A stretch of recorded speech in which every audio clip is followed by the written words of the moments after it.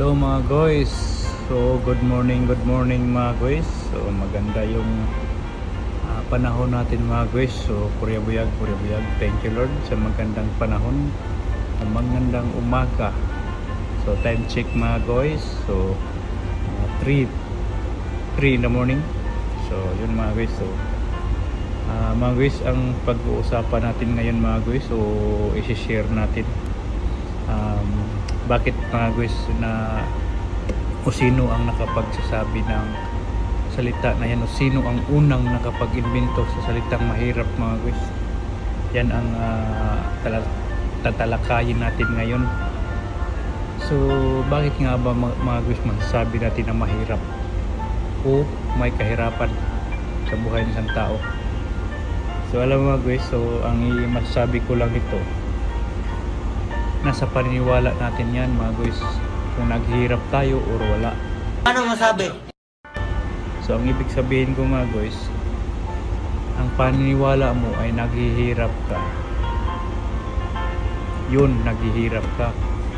Pero ang paniniwala mo na hindi ka naghihirap, kontento ka sa anong mayroon ka, hindi mo ma-feel mga guys yung kahirapan. Pwede na! Kasi kapag kontento ka, kung mayroon ka, kasiyahan mga guys ang manghihibabaw kung kontento ka sa lahat. So yun mga guys, kapag hindi ka kontento, yun, dyan papasok ang kahirapan. Hindi totoo yan. Bola lang yan. Bakit? Kasi kung hindi ka kontento mga guys, gusto mong abutin yung mga pangarap mo na example, magkaroon ka ng malaking business o gusto mong yumaman, yun, papasok dyan mga guys yung kahirapan. Magsisimula dyan yung kahirapan.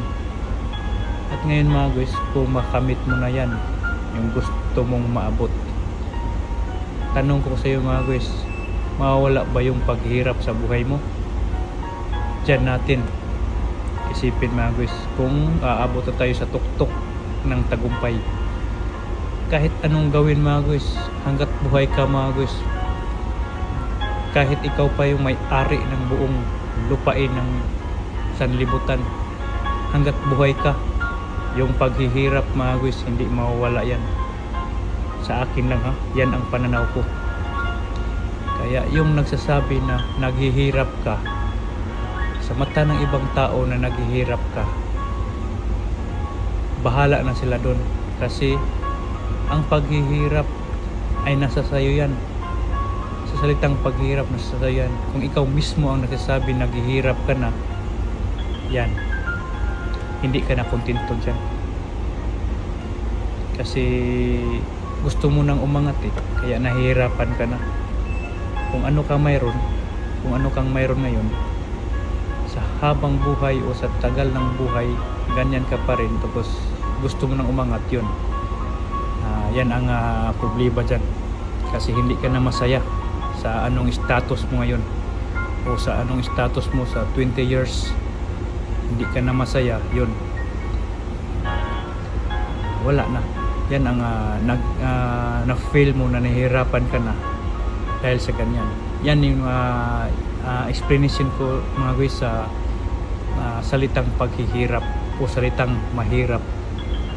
Yan mga guys yun lang mga guys ang i-share ko, dahil marami din na tayong maiisip dahil sa katagalan ng ating buhay, magkaroon man tayo ng magandang hanap buhay, magandang trabaho, darating ang panahon na medyo maboboard ka or magsawa ka.